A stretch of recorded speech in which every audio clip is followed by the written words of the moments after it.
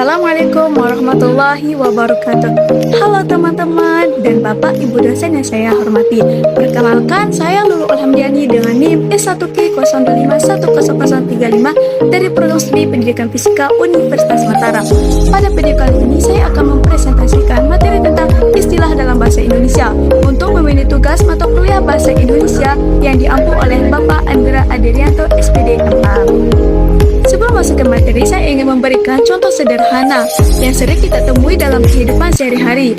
Misalnya, masih banyak orang yang menggunakan kata azan, Ramadan, dan akuarium. Padahal menurut KBBI, bentuk bakunya adalah azan, Ramadan, dan akuarium. Selain itu, kita juga sering menggunakan istilah asing seperti kata netizen yang sebenarnya memiliki padanan dalam bahasa Indonesia yaitu warganet.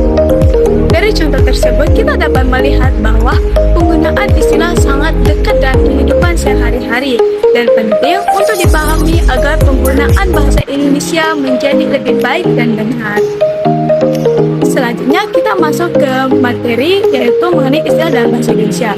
Jadi, istilah dalam bahasa Indonesia merupakan kata atau gabungan kata yang digunakan untuk menyatakan suatu konsep, proses, keadaan, atau sifat tertentu secara jelas dan tepat. Istilah biasanya digunakan dalam bidang ilmu pengetahuan, teknologi, pendidikan, kesehatan, dan bidang lainnya agar komunikasi menjadi lebih efektif dan tidak menimbulkan makna ganda atau ambiguitas. Contohnya seperti istilah diagonis dalam bidang kesehatan, etikus dalam bidang teknologi, dan vaksinasi dalam bidang kedokteran.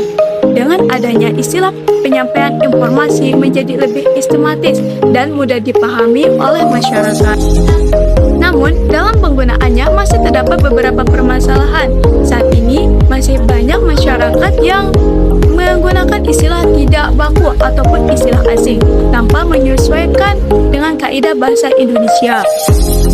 Contohnya itu misalnya dari kata azan yang seharusnya azan, Ramadan yang seharusnya Ramadan, serta penggunaan istilah asing secara berlebihan dalam komunikasi sehari-hari maupun media sosial.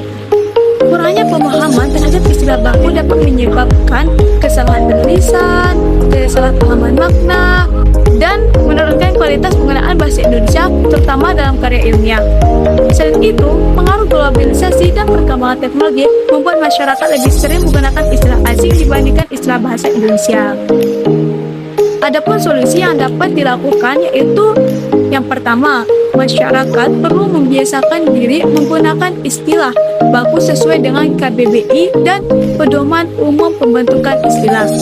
Yang kedua, penggunaan istilah bahasa Indonesia yang baik dan benar perlu diterapkan dalam lingkungan pendidikan, karya ilmiah, media sosial, dan komunikasi sehari-hari. Yang ketiga, meningkatkan literasi bahasa dengan membaca dan mempelajari kosakata serta istilah baku bahasa Indonesia.